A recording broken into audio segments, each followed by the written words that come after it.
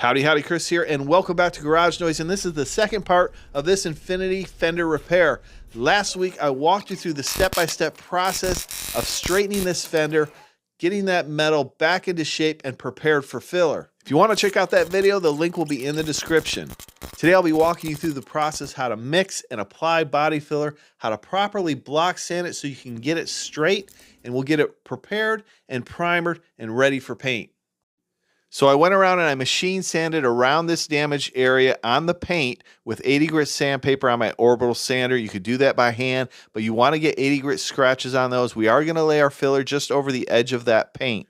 Most body fillers you can lay over properly sanded paint or metal, and 80 grit is how you properly prep that.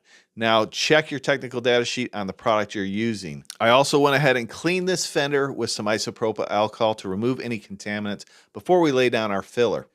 A tip I want to mention to you if you're new to straightening metal and using body filler, this tip is going to help you save a lot of time when you're trying to block sand your filler straight. Avoid over pulling your metal. If you're trying to get this metal perfect, it's going to cause problems because what's going to happen is you're going to have some high areas, and as you lay your filler and block it straight, you're going to break through your filler into those high metal areas and you're going to have to tap those down. It can create a lot of problems when you're trying to block your panel straight, especially if you don't know how to recover from it. So my suggestion to you is to leave the metal in just a little bit, maybe 1/8 of an inch. I know it's hard to tell, but leave some area and some room to apply your filler. Now you don't want to put more than 1/4 inch of filler in any dent repair. That's the manufacturer's recommendations. But if you leave it in just a little bit, then it's going to save you a lot of time down the road. What I've done here is just tape off the edge of this fender so we don't get any unwanted filler in those areas. Okay, we applied some 3M filler on our mixing board. Small amount of filler. It's 50-1 or 2% by volume when you're mixing hardener with your filler. You want to fold it in. You want to avoid stirring it. That's going to introduce air to the filler and create air pockets and could cause pinholes when you spread out your filler. Be sure to get all that unmixed filler off your spreader, so clean your spreader. Don't clean it on the edge of the board. You want to clean it on the board. See how I'm wiping it off here, making sure it's nice and clean. And then we mix it in till there's no streaks left and it's all one uniform color. I'll put a small amount on the edge of my spreader and we'll press it into the panel. I'm going from top to bottom. You want to press it into the panel to promote adhesion of the filler to the bare metal.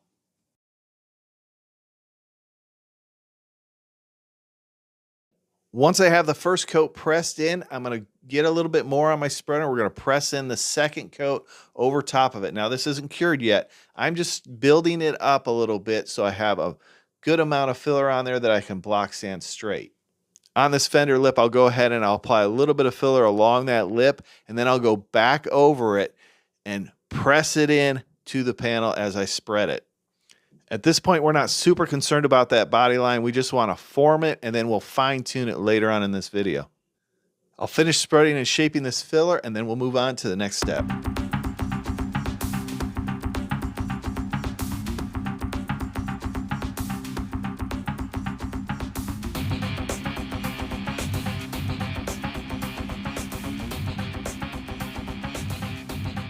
The damage is all now filled. It's not absolutely a perfect spread, but this is the reality of the situation. We're going to sand and block this smooth anyway, probably apply another coat of filler. So I'm going to go ahead and remove my tape.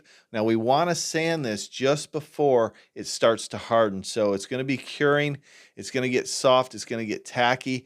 As it gets tacky, about 3 minutes past that, it's going to start to firm up, and that's when we want to block it and shave this down and start to shape it.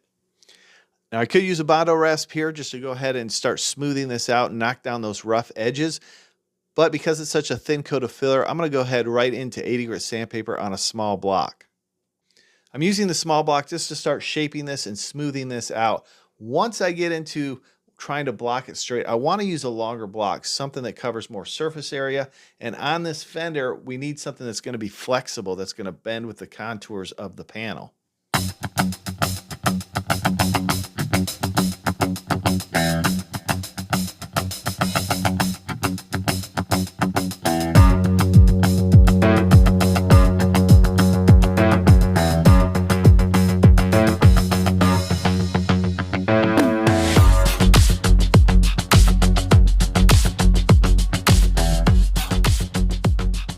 see that I have several low areas here. This whole section is a little bit low, so we're going to put a skim coat on, but we need to sand in these areas where the filler is not sanded. We need to get some 80 grit scratches in there. So I'm going to sand in those areas. I'm going to tape off this body line and then just fill this section here.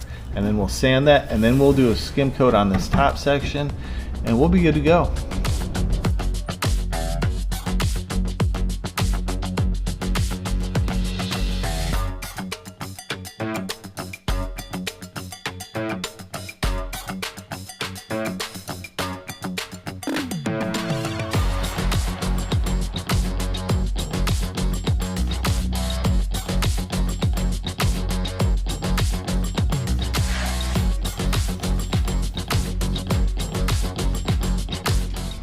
Okay, so we're back to sanding this body filler. I'm going to use 80 grit.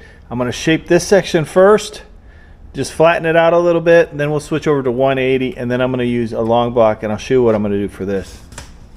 This is a long Dura block here. I'm going to use this to block this fender edge. I just created a hook and loop block out of it by buying some Velcro and cutting it to fit. I'll leave links to all these products and tools in the description if you want to make your own hook and loop blocks. I'm using 80 grit sandpaper here. Now this block covers a larger surface area, so it's going to end up getting this panel straight. Now we can block it in an X pattern, and that's going to help to get this straight. We're going to block it until we hit bare metal or all the guide coat is removed. I'm going to add some guide coat here in a minute.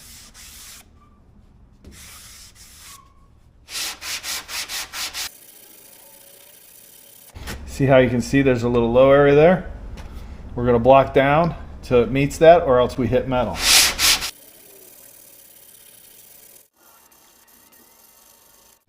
Now let's do this section here. For that, we're going to use a flexible block. This is Motor Guard's flexible block. I can shape it to the contours here that we need. So you can see, even without guide coat, you can see the low area here.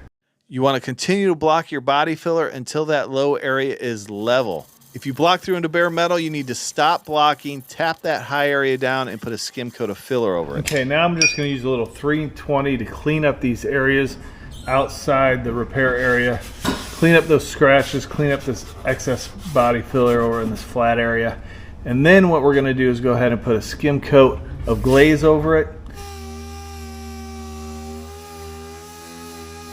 So that glaze is going to take care of a few of these little, got a couple little pinholes here, little imperfection there, that little low area, that's going to fill that.